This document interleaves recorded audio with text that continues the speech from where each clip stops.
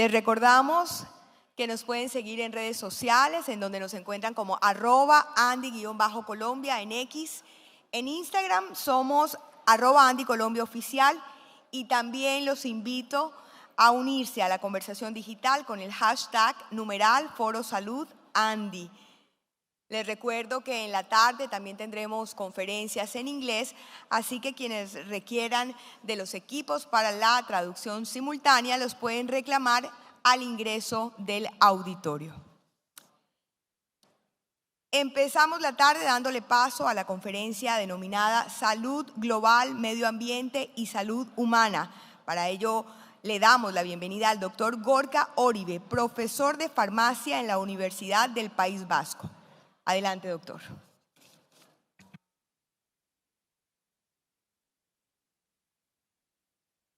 Hola, ¿qué tal?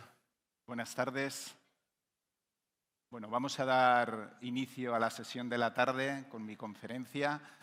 Lo primero, les quiero dar las gracias por su atención y también por la invitación para asistir a este evento tan estupendo. Yo soy Gorka Oribe, catedrático de farmacia y vengo de la Universidad del País Vasco, y hoy les quiero hablar de salud global, sobre todo con una perspectiva claramente ligada al ámbito medioambiental, al ámbito de la sostenibilidad. Vamos a ver cómo va a repercutir, y está repercutiendo, de hecho, el cambio climático, la situación de emergencia de cambio climático en nuestra salud. También les voy a dar unas perspectivas de salud global en términos de prevención, sobre todo en aspectos ligados a diagnóstico de nuevas enfermedades y a prevención y hábitos de vida saludable. Bueno, antes que nada, si me permiten presentarme también, tengo una actividad de divulgación científica en lo que era Twitter, en X, les invito. Es una de las probablemente 50 cuentas en lengua hispana más potentes en divulgación científica y que sobre todo tuvo mucho peso durante la pandemia de la COVID, ¿no? Encantado de compartirles también en Instagram cualquiera de las actividades que estamos desarrollando. Bueno, miren, lo primero que les quiero decir para todos aquellos que sean ajenos al ámbito de la salud y del medio ambiente y del impacto del cambio climático es que ambos conceptos están íntimamente relacionados. No hace mucho se publicó un artículo científico en 120 revistas al mismo tiempo que ya avalaba y decía que efectivamente la salud se estaba viendo dañada de forma muy directa, de forma muy amplia por la repercusión del cambio climático. Un cambio climático que no solamente es el calentamiento de las temperaturas. Hoy durante mi conferencia les voy a dar 3 o 4 matices que creo ustedes también van a ir entendiendo perfectamente. Además de estar siendo agravada esta salud, también se está observando que el cambio climático está agudizando los aspectos de asimetría a la hora de abordar la salud, ¿no? Hoy en día hay más desigualdad y hay una desigualdad global. Lo pudimos ver en cierto modo durante la pandemia, pero es esperable que si las cosas no se solucionen durante los años venideros también encontremos problemas relacionados con este ámbito. Y miren, hoy dispongo de un tiempo y he decidido seleccionar 3, 4, 5 aspectos que me parece que son claves, porque la emergencia de cambio climático que estamos viviendo hoy en día se traduce, como bien saben ustedes, en un calentamiento global, en un aumento de las temperaturas. Saben perfectamente los problemas de contaminación que hay. Hoy les voy a hablar de contaminación química, de contaminación del aire, cómo está repercutiendo en nuestra salud. Les hablaré de deforestación, sobre todo haré un pequeño capítulo ligado a enfermedades emergentes y algunas de las grandes amenazas que tenemos los sistemas sanitarios globales. Y aunque no le voy a dar mucho tiempo, estoy convencido que todos estos temas siempre tienen un punto de negacionismo. Siempre hay gente que todavía le cuesta entender y ver parte de los datos que les voy a ofrecer yo y que siempre, obviamente, vienen con un contraste científico. Miren, parte de la definición y resumen de lo que les quiero hablar hoy es que el concepto de salud humana, que durante muchos años y desde una visión muy antropocéntrica ha sido guiado exclusivamente al ser humano, hoy lo debemos de ampliar a un modelo mucho más holístico, donde interconectemos salud humana, salud ambiental y también salud animal. Este concepto que se denomina One Health y que yo hoy lo he querido traducir también a salud global es realmente el eje central de mi conferencia. ¿Por qué les digo esto? Porque es que la salud es amplia en los 3 conceptos y está interconectada. Cuanto peor vaya el medio ambiente, cuanto peor sea la salud animal que nos rodea, más morbilidad y más mortalidad vamos a tener también dentro del espacio de salud humana. Recientemente, de hecho el año pasado, tuve la oportunidad de presentar este libro. El libro se llama Salud Global y precisamente parte de los contenidos que les voy a presentar hoy vienen ampliamente definidos, ¿no? Muchísimos de los conceptos que ven ahí, desde lo que son los vectores, enfermedades crónicas, enfermedades emergentes, vacunas, pandemias, epidemias, están ligadas y relacionadas con la situación climática que estamos viviendo hoy. Y me parece importante que dentro de este aspecto podamos identificar lo que son algunos puntos clave en relación al impacto del cambio climático en la salud. Miren, yo creo que es importante destinar unos minutos a ver cómo el calentamiento global está empeorando nuestra salud. ¿Qué ocurre con la calidad del aire, que para muchas personas es desconocido? No nos fijamos tanto en el aire que estamos respirando y les puedo asegurar que tiene un impacto también en nuestra salud. Hablaré de enfermedades emergentes. Me imagino que todos ustedes están muy familiarizados con lo que se llama la pandemia silenciosa, el aumento de resistencias a antibióticos y antimicrobianos. Señores y señores, esto es un problema actual, un problema que se puede agravar si no le vamos dando solución. Y finalmente quiero hablarles también de otro tipo de contaminación, contaminación química y contaminación por fármacos y medicamentos, un aspecto que llevo también 5 años trabajando dentro del ámbito de farmacia sostenible. Vamos allí, a ver si me va dando tiempo. Miren, el aspecto de calentamiento global yo creo que ustedes lo conocen, no hace falta decir que saben que está aumentando la temperatura en la superficie de la Tierra. Observan que a lo largo de los últimos años se está produciendo un enfriamiento de la estratosfera y un calentamiento de la troposfera. Los datos y las evidencias científicas son contundentes. Esto no quiere decir que durante años anteriores, decenas, miles de años, no haya habido ciclos de temperatura. Por supuesto, nadie lo niega.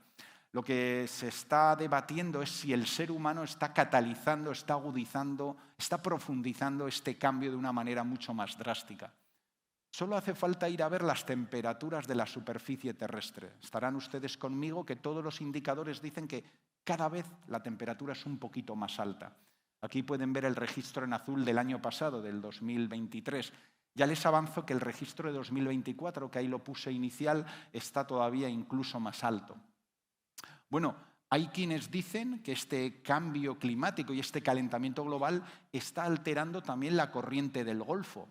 Esta corriente de chorros de agua y cierta salinidad que nos aporta calor a Europa y que posiblemente sin ella, debido a la misma latitud que tenemos y compartimos con Canadá, las temperaturas serían significativamente más frías. ¿Recuerdan el verano del año pasado? Temperaturas récords, calentamiento de la superficie del agua también. El océano Atlántico está acumulando muchísima energía, incendios forestales, muchísimos problemas. Solo les vengo a decir que según los expertos, y yo no soy en este ámbito, se van a agudizar las olas de calor. En Europa, en Estados Unidos, en el hemisferio norte estamos cada vez más acostumbrados. Y la relación con la salud es evidente. Todos ustedes saben que el calor en exceso mata. Miren, en España el año pasado hubo unas 5.000 personas que fallecieron por ese exceso de calor. Y eso que, como saben, vengo de un país donde hace calor. Si ese mismo calor se irradia a Europa, el impacto en salud es muchísimo más grave, ¿no? Por cierto, de estos fallecidos, el 95-96% tenían más de 65 años. Vuelve a ser un grupo evidentemente vulnerable.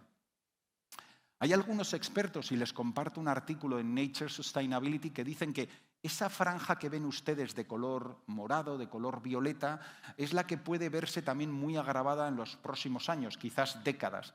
Si aumentase la temperatura hasta un punto de 2, 2,5, 2,7 grados, podría empezar a producirse una situación de complejidad evidente para vivir ahí. Y esto hablaría de que en esas zonas, y hay una proyección a 2050, habría más de 100 millones de migrantes climáticos. Migrantes climáticos, miren qué palabra. Obviamente gente, comunidades que se tienen que desplazar porque en ese lugar no es que solamente haga mucho calor, sino que no tienen realmente recursos para tener una vida, digamos, sostenible. ¿Qué ¿Qué les voy a hablar de las cosechas? ¿Qué les voy a hablar de los rendimientos de los cultivos? Hay proyecciones que hablan de que bajarán entre un 20 y un 30% por la escasez de agua. Porque el calentamiento global no solo es más temperatura, es periodos de sequía y también precipitaciones muy, muy intensas, que también tienen obviamente un problema evidente para la salud pública. Por cierto, un dato curioso, ese exceso de calor, según algunos expertos, aumenta la conflictividad individual y colectiva, que también se proyecta o puede aumentar incluso en lo que son las relaciones sociales. Y me dirán, bueno, usted ha hablado de que el calor mata. ¿Qué otro efecto puede tener ese exceso de calor? Pues indudablemente con el calor viajan los vectores. Los vectores, como los mosquitos, se van desplazando según la zona de calor, va aumentando a diferentes áreas. Por ejemplo, el mosquito Anopheles, que indudablemente tiene mayor actividad y área de expansión en función de ese calor. O, por ejemplo, esas temperaturas y especialmente esas precipitaciones incontroladas producen indudablemente intoxicaciones por alimentos, por agua, que se traducen también en mayor morbilidad. Yo antes estaba en la comida hablando con compañeros y les decía que estos vectores, que en muchos casos eran desconocidos en Europa, ya son vecinos nuestros. En España se están dando casos de Crimea-Congo. En Europa el dengue ya es autóctono, algo que no ocurría hace 20 o 30 años. Indudablemente es por la llegada de estos vectores. Miren, les voy a poner un ejemplo muy particular, muy local, muy de donde yo vivo. La verdad es que en el norte de España, en la zona central europea, los inviernos cada vez son más templados. Cuanto más templado es el verano, la actividad de las garrapatas es más alta. Ya saben que se pueden ver contaminadas, infectadas por bacterias del género Borrelia. Además, les gustan mucho los ratones de campo. Los ratones de campo también se ven favorecidos por inviernos más suaves. Hay más ratones, hay más garrapatas, hay más Borrelia. Y, lógicamente, también les encanta, cuando uno va a dar un paseo por el monte, pues infectar a humanos. No es raro el aumento de prevalencia que se está dando de enfermedades como la enfermedad de Lyme por picaduras de garrapatas. Ya les digo que cada vez está en aumento en ecosistemas como el que yo vivo. Y sin duda alguna, ¿no? Ya hoy en día hay quien dice que este impacto del cambio climático se puede traducir claramente en un problema de salud pública global que de una manera u otra, a pesar de su dificultad, hay que ir abordando.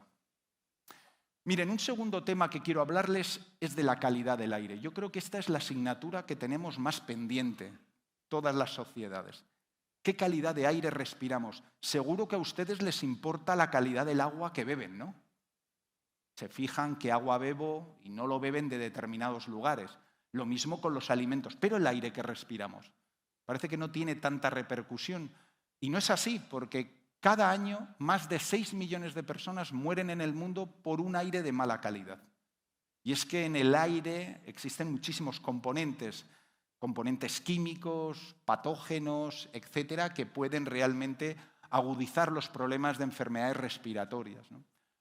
Ojo, aparece una palabra clave aquí que es cáncer. Ese aire contaminado y una mayor probabilidad de tener cáncer.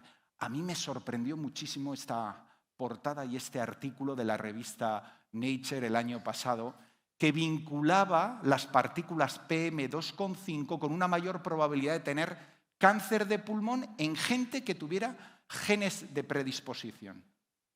No digo a todo el mundo, pero uno puede tener unos genes de predisposición tumoral y eso puede hacer que haya un mayor número de casos de cáncer de pulmón por el aire que contaminamos. Recuerden esa palabra, estas partículas de 2,5 micras, ¿no? Y se pueden hacer cosas. Miren este estudio, por ejemplo, en Estados Unidos, desde los últimos prácticamente 25 años, que se ha logrado reducir el número de partículas, ¿no?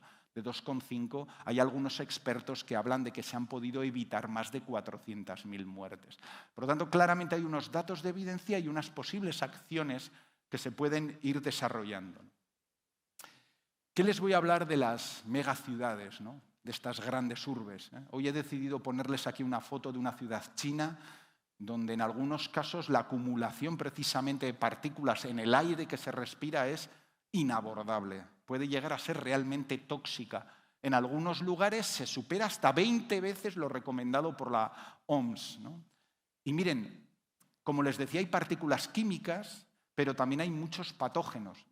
Muchos patógenos, virus, bacterias, hongos, que viajan en ese aire contaminado y que, lógicamente, con una exposición continua, uno los introduce en su organismo. Estoy convencido que alguien dirá, bueno, menos mal que no vivo en una zona contaminada, ¿verdad? Esto ocurre en China, bueno, no, en las grandes urbes también aquí en Colombia, lógicamente también en España ocurre. Y a mí me suele pasar que pienso, bueno, vivo lejos, esto no es mi problema, pero quiero que sepan ustedes que hay patógenos que son capaces de ser transportados por el aire y por lo tanto afectar en otro punto distante. Miren, estos que tienen aquí en la pantalla se pueden mover hasta 50 metros. Bueno, aquí está la sarampión, está el propio coronavirus. ¿Se acuerdan ustedes en la pandemia, el SARS-CoV-2? Si alguien era realmente sintomático o asintomático y liberaba grandes cantidades de virus, en la misma habitación a 10 metros yo me podía contagiar. No tenía que estar directamente con él. Pero miren qué curioso, hay algunas bacterias, algunos hongos, algunos patógenos que son capaces de ser transportados 500 metros. Bueno, esto ya es una distancia de seguridad importante. Y si les dijera que hay algunos que incluso cientos de kilómetros, ¿no? La fiebre aftosa, el virus de la gripe equina. Hay un caso muy paradigmático que ocurrió en California, donde se generó esta tormenta de polvo que, además de polvo, arrastró un hongo. Y fue tal su intensidad que produjo infecciones a más de 500 kilómetros. Pero fíjense, casi 370 infecciones por el hongo. Por lo tanto, este es un problema global. No solo es una cuestión de uno dónde está, sino que realmente está muy interconectado. Y qué duda cabe que no solo hablo de los espacios abiertos, los espacios cerrados son clave. Tenemos que procurar aumentar realmente el trabajo de mejora del aire que respiramos indoor y que ha sido fundamental, por cierto, para el contagio del mayor número de personas en esta pandemia que acabamos de superar. Bueno, todo el mundo lo conoce como la pandemia silenciosa, pero es un problema real, es un problema actual, es un problema que mata aproximadamente 2-3 millones de personas, pero creen que puede aumentarse a 10 en el 2050. La revista Science hablaba de la era post-antibiótica. Y oigan, agárrense, porque sin duda alguna esto no tendría nada que ver con la pandemia que acabamos de vivir. Sería una situación muchísimo más tremenda y brutal, ¿no? No disponer realmente de antibióticos antimicrobianos eficaces por el alto número de bacterias ultrarresistentes es un problema muy grave. Un problema que además se concentra, como saben, en centros hospitalarios, ¿no? Donde viven algunas de estas bacterias. Bueno, me imagino que ustedes conocen, ¿no? Son las fotos de las más perseguidas, ¿no? Las bacterias que tienen un mayor número de resistencias y que por lo tanto pueden dar lugar a estos problemas de infecciones. Estamos hablando de la Escherichia coli, de la Klebsiella, de la Pseudomonas. Pero ¿y si les digo que hay también una lista para hongos? También lo hay. La OMS ha identificado situaciones donde incluso hay un grupo crítico, ¿eh?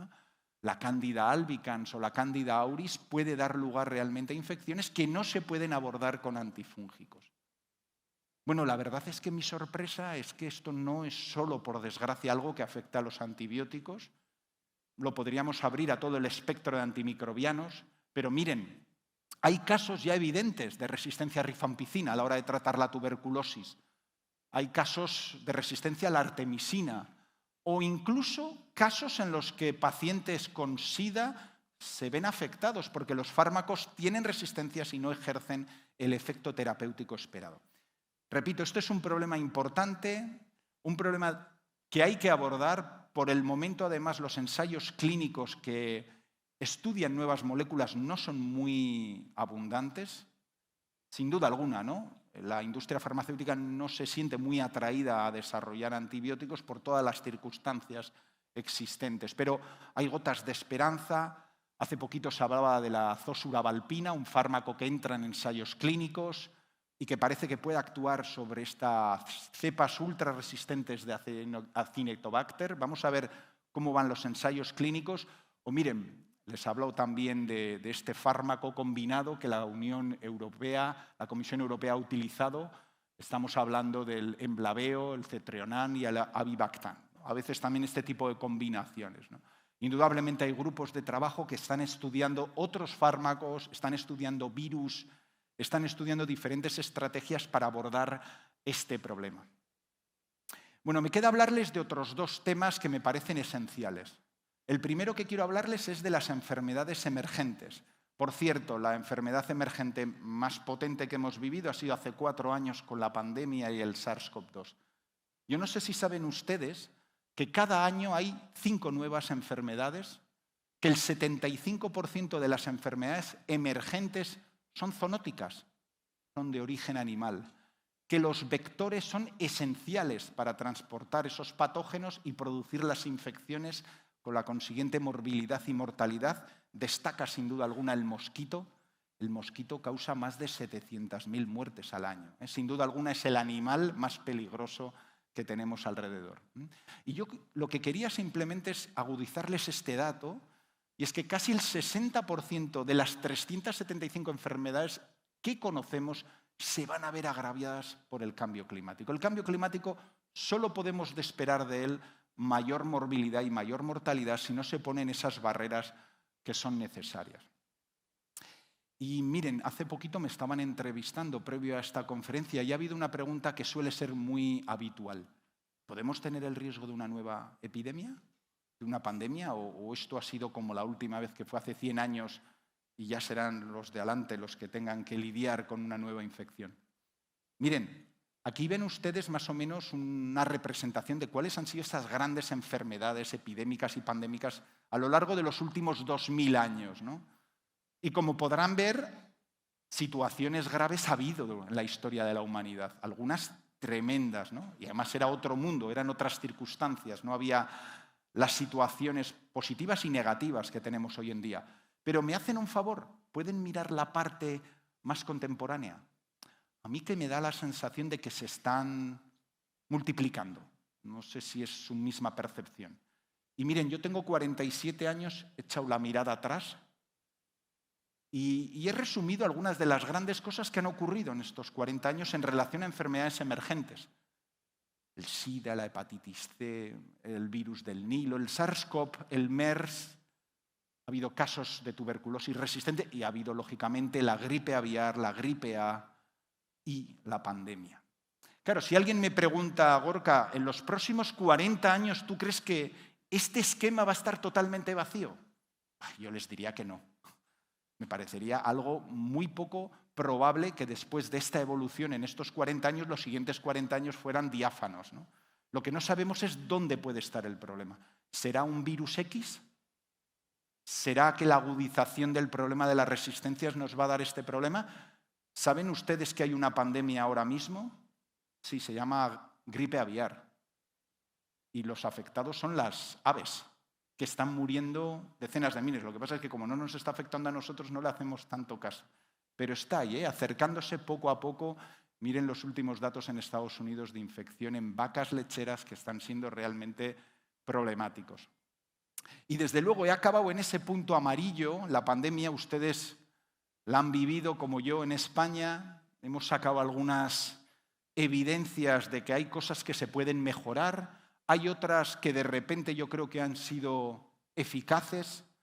En mi país no se utilizaba el cubrebocas nunca. Parece que culturalmente hemos captado que nos puede ayudar para enfermedades respiratorias, las vacunas. Hemos aprendido que el aire interno puede ser problemático y que nos enfrentamos a un patógeno muy pequeñito, pero que nos puede realmente paralizar el planeta. Pero oigan, la pandemia ha pasado, pero parte de sus consecuencias no. Por ejemplo, la COVID larga. Saben ustedes que todavía hay cientos de miles de personas en el mundo que sufren síntomas persistentes, de todo tipo, ¿eh? Gente que tiene problemas respiratorios, musculares, cansancio. Hay gente que tiene una cosa que se llama niebla mental. ¿Les suena? Una especie de retardo cognitivo, de problemas. Hay quienes dicen que estos problemas cerebrales pueden dar lugar a enfermedades degenerativas, ¿eh? Habrá que verlo, ¿no? Pero la infección no sale gratis, ¿no? Y las múltiples infecciones posiblemente menos.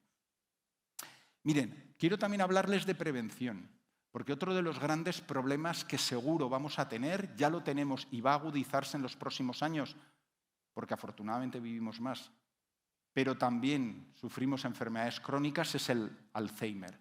El Alzheimer es la enfermedad, la demencia más frecuente. 7 de cada 10 demencias son enfermedad de Alzheimer. Como bien saben, no hay un medicamento especial que uno se tome y ya se cure.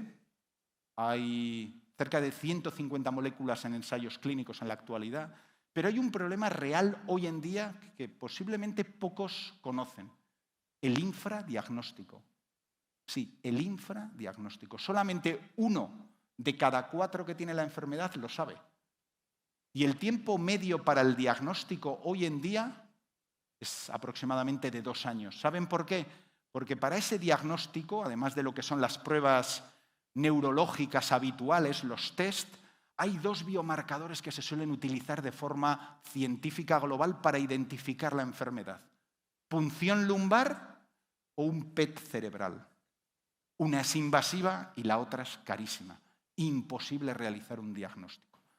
Bueno, nosotros desde hace 8 o 9 años desarrollamos un proyecto basado en un descubrimiento.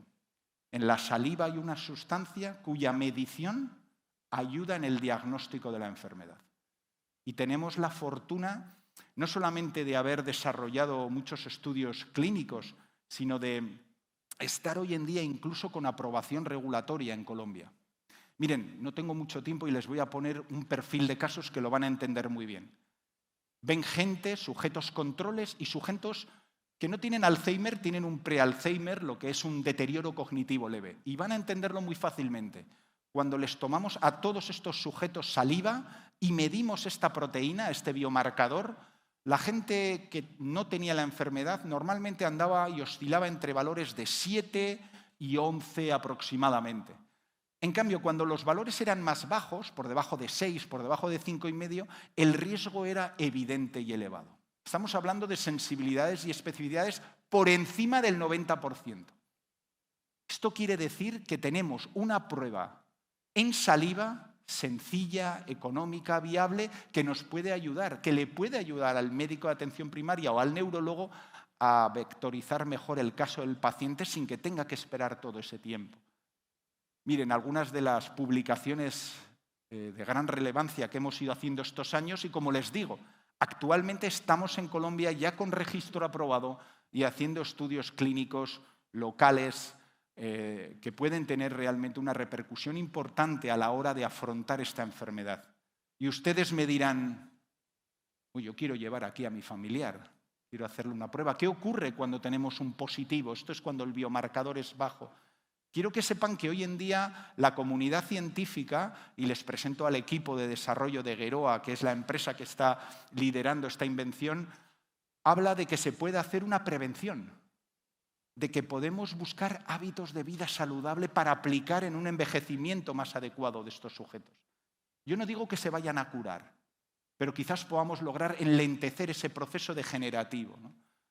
Miren, desde el punto de vista de la prevención, y no tengo mucho tiempo, les quiero dar 3 o 4 matices. Hoy en día hay datos suficientemente robustos para hablar del ejercicio. Sí, el ejercicio físico aeróbico, el muscular, incluso siempre adaptado a la edad, tiene evidentes beneficios para lo que es la disfunción cognitiva, para el deterioro leve cognitivo, incluso para la demencia, ¿no? Desde el punto de vista molecular, son muchísimas las sustancias que intervienen: factores de crecimiento, vías de acción molecular, el calcio, la neurogénesis. Yo creo que siempre es importante hacer un poquito de ejercicio. Y no les estoy hablando de convertirse en atletas profesionales, de ir a las Olimpiadas. ¿Qué va? Un estudio reciente hablaba de que 15 minutos al día es suficiente para vencer el sedentarismo. 15 minutos no vamos a poder sacar. Yo creo que sí. Yo creo que sí que se puede hacer. El segundo es el entrenamiento cognitivo. Hay una clase de técnicas ya perfectamente descritas que hablan que esa actividad degenerativa se puede enlentecer, se puede parar, se puede ralentizar con ejercicios obviamente liderados y promovidos por profesionales. ¿Y qué les voy a hablar de la alimentación? La alimentación saludable es esencial. Miren, estaba yo aquí esperando 30 o 40 minutos que se fuera llenando la sala y he hecho un tuit, un X, para el que quiera seguirme, de un metaanálisis brutal que habla de la dieta mediterránea fuertemente asociada a la prevención de enfermedades cardiovasculares, diabetes, cáncer, todo tipo de mortalidad. Un metaanálisis en millones de personas. Por supuesto que la alimentación es un problema, cada vez es más difícil comer bien, no sé si están ustedes de acuerdo, ¿no? Nos invaden los procesados, los ultraprocesados. Esto es un problema generacional que tendremos que resolver. Bueno, me quedan 10 minutitos y quiero acabar hablándoles de la contaminación. Estoy convencido que alguno me dirá, bueno, Gorka, si ya hablaste de la contaminación del aire, lo sé, pero ahora quiero hablarles de otro tipo de contaminación. Yo, si tuviera que definir el antropoceno desde una perspectiva negacionista, negativa, diría que a pesar de que hemos hecho grandes cosas como la humanidad, estamos dejando el planeta contaminado. No estuve hace apenas 3-4 meses en Venezuela. Tuve la ocasión de llegar a Canaima, al Parque Natural, y ver la cascada del Salto del Ángel. Y recuerdo perfectamente cuando iba caminando por el barquito que íbamos, había plásticos alrededor. Yo digo, pero bueno, ¿cómo han podido llegar aquí? Sin duda alguna, una de las mayores huellas antropogénicas es el plástico. No hacemos más que seguir produciendo plástico y es un componente, en general, muy poco biodegradable. Cuando uno tira una botella de agua al mar, que sepa que va a dejar igual 450 años de residuo químico ahí. Digo, para que luego cada uno acepte lo que hace. Y dirán, bueno, pero estamos manchando el ecosistema, ¿a mí qué más me da? No. Es que los plásticos se van degenerando y degradando en microplásticos. Los microplásticos en nanoplásticos. ¿Y dónde acaban los nanoplásticos? En nuestro cuerpo. Este es un efecto One Health, ¿lo entienden? Contaminamos y luego nos viene la ola, como si fuera un boomerang. Miren, hoy en día las botellas de plástico se cree que pueden liberar nanopartículas que se pueden introducir en las células. Hoy en día sabemos que se han detectado en tejido placentario de mujeres microplásticos, incluso en arterias humanas. Que, por cierto, cuando los microplásticos se unen a una mala alimentación o aspectos genéticos y hay ateroma, esa combinación ateroma y nanoplásticos aumenta el riesgo de enfermedad cardiovascular. A ver si, además de la alimentación, el problema de ese infarto viene por parte de los nanoplásticos. Miren, quiero pedirles una cosa, ya que estamos aquí en familia. ¿Quiénes de ustedes conocen el concepto PFAS? PFAS. ¿Me pueden levantar la mano? Les juro que no voy a sacar a nadie aquí. ¿Hay alguien que lo sepa?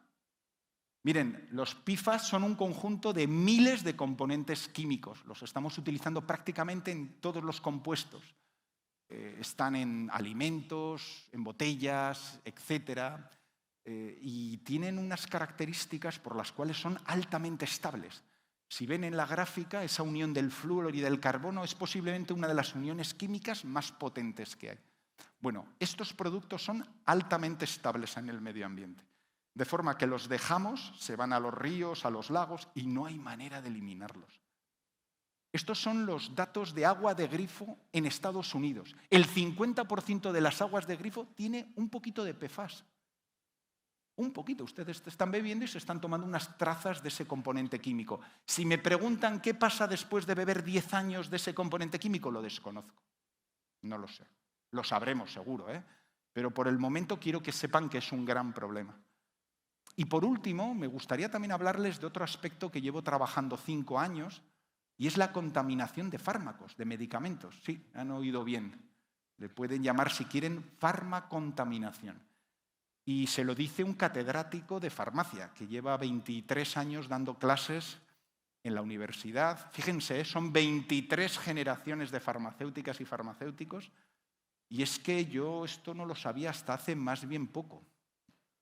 Miren, el CO2 atmosférico, la población humana, la industria química están al alza. Pero miren el consumo de medicamentos. Cada vez es mayor, casi el crecimiento es exponencial. Y miren, hoy en día lo que sabemos es que estos fármacos pueden de una manera u otra acabar en el medio ambiente. Les voy a dar un dato de 4.000 medicamentos disponibles, básicamente, para salud humana y veterinaria. Hay 1.000, repito, 1.000 que ya se han detectado en ecosistemas. Ríos, lagos, mares, tierras, aguas superficiales, aguas profundas. La contaminación es global. Yo no digo que esté en cantidades muy grandes, pero existentes. Nosotros hemos ido publicando algunos trabajos en algunas de las revistas científicas más potentes. Hace un par de añitos en Science hablábamos y llamábamos a la farmacia para que fuera un poquito más verde, ¿no? Para comentar este problema de la farmacontaminación. Y es que, miren, viendo este esquema, les podría decir que prácticamente cualquier etapa del ciclo del medicamento supone un riesgo. Básicamente, el principal es el consumo humano. Tomamos medicamentos que son necesarios, no me van a hablar a mí en nada en contra del medicamento. El medicamento hay que tomarlo de forma racional, de forma adecuada, proporcionada. Cuando lo tomamos se biotransforma o se libera por nuestros fluidos biológicos. ¿Y dónde va? A las aguas residuales, y en el mejor de los casos hay una planta de depuración que no está diseñada para limpiarlo. Entonces eso acaba en el río, en el efluente, en los lagos, lo adquieren los peces, lo adquieren las arañas, lo adquieren diferente fauna con diferentes consecuencias. No lo he apuntado aquí, pero el caso más terrible de farmacontaminación, simplemente para que lo sepan por cultura general, fue hace 20 años en la India, en Pakistán. Allí vivía la especie de animal más intensa en el planeta, la más abundante, el buitre. Bueno, era tal el problema que a veces los aviones tenían problemas para despegar. En cosa de unos pocos años, el 99,9% de los buitres de la zona desaparecieron. Pero imagínense, prácticamente erradicado. Es un nuevo virus, un nuevo patógeno, un hongo. ¿Qué va? Era el diclofenaco. ¿Conocen el diclofenaco? Se lo daban al ganado, el ganado muere, van los buitres, se comen el ganado y es altamente nefrotóxico y todos los buitres morían.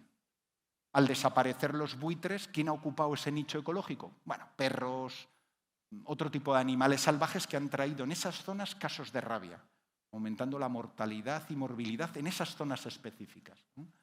Miren, les quería presentar una cosa. Nuestro grupo de investigación en el País Vasco ha sido el primero en el mundo que ha encontrado fármacos humanos en restos de delfines. Y es que, miren, cuando yo le conté esta historia de los buitres a mi padre, me miró con una cara y me dijo, ¿y a mí qué los buitres? ¿No? Yo me quedé así, ¿no? Y es que es verdad, el buitre parece que nos da como más pereza, pero el delfín no, ¿no? Y dije, vamos a ver si hay en los delfines. Pues sí, en el 70% de los delfines que quedaron varados en nuestra costa, fíjense, encontramos en el 70% de ellos algún fármaco. Y les pongo ahí en negrita alguno de ellos. Bueno, la noticia tuvo tanto impacto que la televisión pública de España, Televisión Española, nos hizo un pequeño documento, y se lo voy a poner, es muy breve, para que vean los datos. Son los centinelas de los mares. Acostumbrados a hacer largos recorridos, los delfines aportan muchos indicadores, de ahí que hayan sido elegidos para analizar una posible contaminación farmacológica. Son dos especies de delfines y contábamos con músculo, teníamos también hígado y teníamos también grasa, ¿no? Una vez que esos tejidos se analizan, lo que se hace es intentar extraer de los mismos las sustancias químicas, los fármacos, a través de diferentes digestiones, y luego se analizan a través de una clase de técnicas de cromatografía incorporada en masas. Se han buscado restos de 95 fármacos. Solo 3 de ellos aparecían en 7 de los 10 delfines analizados. Orfenadrina, que es un medicamento que se utiliza para tratar el parkinsonismo, pero que lleva sin usarse años en nuestro entorno. Luego tenemos prometacina, que es un antihistamínico. Y por último tenemos el pizotifeno, que es otro antihistamínico que se utiliza para prevenir la migraña y también para estimular el apetito en niños. Esos fármacos son los que consumimos los humanos y llegan al mar al expulsarlos por la orina. De momento, su presencia en la fauna marina no es preocupante. Las concentraciones son muy bajitas y indudablemente están por debajo del nanogramo por gramo, son concentraciones más bien residuales, no hay ninguna cuestión de preocupación. Los medicamentos no desaparecen una vez los excretamos y que luego pues, pueden llegar a tener consecuencias en el medio ambiente. Y por eso se habla tanto de un concepto, que es el concepto One Health, que viene a decirnos que la salud animal, la salud veterinaria y la salud ambiental están interrelacionadas. One Health, una salud para que todos podamos vivir sin sobresaltos. Bueno, este es sin duda alguna un problema que se está agudizando. Estamos ahora mismo realizando un estudio muchísimo más amplio.